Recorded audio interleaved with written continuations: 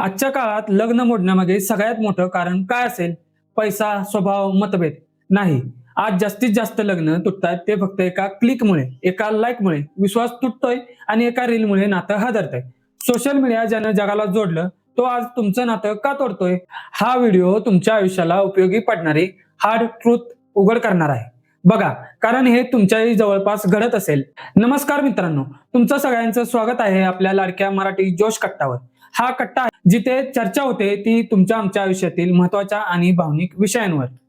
आजचा विषय गंभीर आहे, पण तो जाणून घेणं खूप गरजेचं आहे. मागील आठवड्यात भारतीय महिला क्रिकेट टीमची उपकर्णधार स्मृती मंदना हिचेही लग्न सोशल मीडियावर व्हायरल झालेल्या एका जुन्या पोस्टमुळे तुटले होते.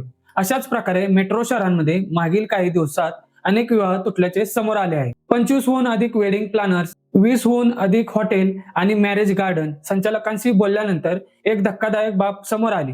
फक्त 40 दिवसात 150 पेक्षा जास्त लग्न शेवटच्या क्षणी रद्द झाली. बहुतेक प्रकरणांमध्ये सोशल मीडियावरची जुनी पोस्ट कारणीभूत ठरली.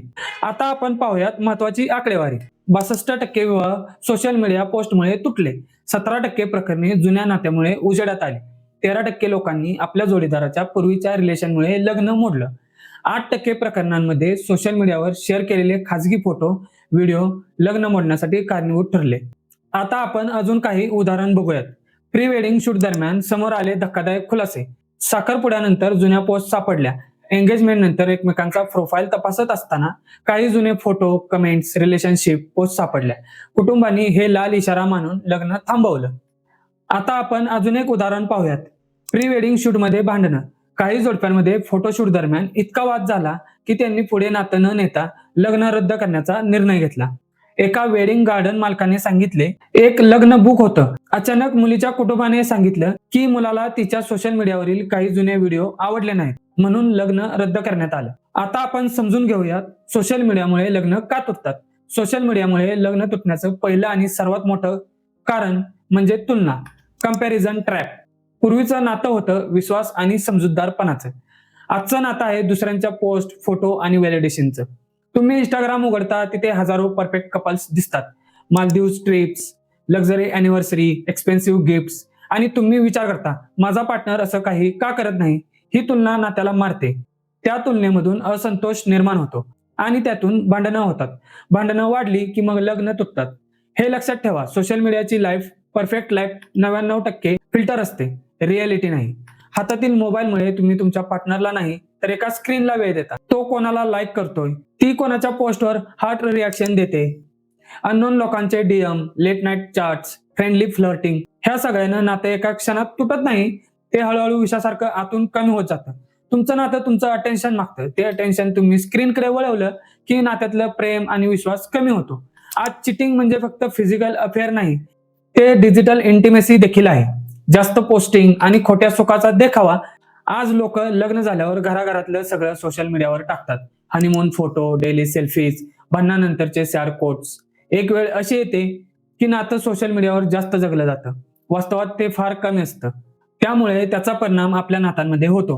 घरातलं छोटं भांडण सोशल मीडियावर स्टेटस वॉर बनतं. खोटं सुख, कॅमेरा समोर परफेक्ट कपल, पण कॅमेरा मागे नातं तुटत असतं. तुमचं दुःख सार्वजनिक झालं की पार्टनरला वाटतं माझं जग फक्त ऑनलाईन आहे, मी नाही. तुमच्या खासगी गोष्टी सार्वजनिक केल्याने तुमचं नातं लोकांच्या जजमेंटच्या आणि टीकेच्या जाळ्यात अडकतं. आता हे सगळं बिघडलंय असं नाही. आपण काही गोष्टी करू शकतो. तुमच्या नात्याला सोशल मीडियापासून वाचवण्यासाठी तज्ज्ञांच्या मते हे 5 नियम आजच सेट करा. त्यामुळे आपलं नातं खूप सुंदर होईल. बाउंड्रीज सेट करा. काय पोस्ट करायचं आणि काय नाही याची स्पष्ट लाईन आखून घ्या. फॉर एक्झाम्पल, भांडणाचे कोट्स नाही. Digital detox. दिवसातून किमान 1 ते 2 तास मोबाईल पूर्णपणे बंद ठेवा. एकमेकांशी बोला.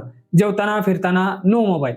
ट्रान्सपरन्सी. डीएमएस, नवीन फॉलोअर्स आणि स्ट्रेंथ चॅटिंग बद्दल एकमेकांशी मोकळेपणानं बोला. लपवाछपवी करू नका. कम्युनिकेशन इज की. मनात शंका आली तर थेट पार्टनरला विचारा. स्टेटस स्टोरीवर इनडायरेक्ट टार्गेटिंग करू नका. Real moments. Social media moments आनंदासाठी जागा, लाईकसाठी नाही. तुमच्या आठवणी तुमच्या मनात ठेवा, सोशल मीडियावर नाही. मित्रांनो, सोशल मीडिया तुमचं लग्न तोडत नाही, ते फक्त तुमच्यातलं अंतर वाढवतं. जेव्हा तुमच्या हातात मोबाईल असतो तेव्हा तुमच्या पार्टनरचा हात रिकामा असतो. नातं टिकवायचं असेल तर हातातल्या मोबाईलपेक्षा एकमेकांच्या हाताला जास्त घट्ट पकडा. विश्वास, समजूतदारपणा आणि संवाद हीच तुमची खरी रील आहे. हा विचार तुमच्या मनात आजपासून नक्की ठेवा. तुमच्या मते सोशल मीडियामुळे नाती किती बदलली आहेत तुम्ही तुमच्या नात्याला सुरक्षित ठेवण्यासाठी काय करता खाली कमेंट बॉक्समध्ये नक्की सांगा. आणि हो, व्हिडिओ आवडला असेल तर आपल्या आवडत्या मराठी जोश कट्टाला लाईक करा, शेअर करा, सबस्क्राईब करायला विसरू नका. आणि हा व्हिडिओ तुमच्या त्या मित्राला नक्की शेअर करा ज्याचं नातं मोबाईलमुळे धोक्यात आलं आहे.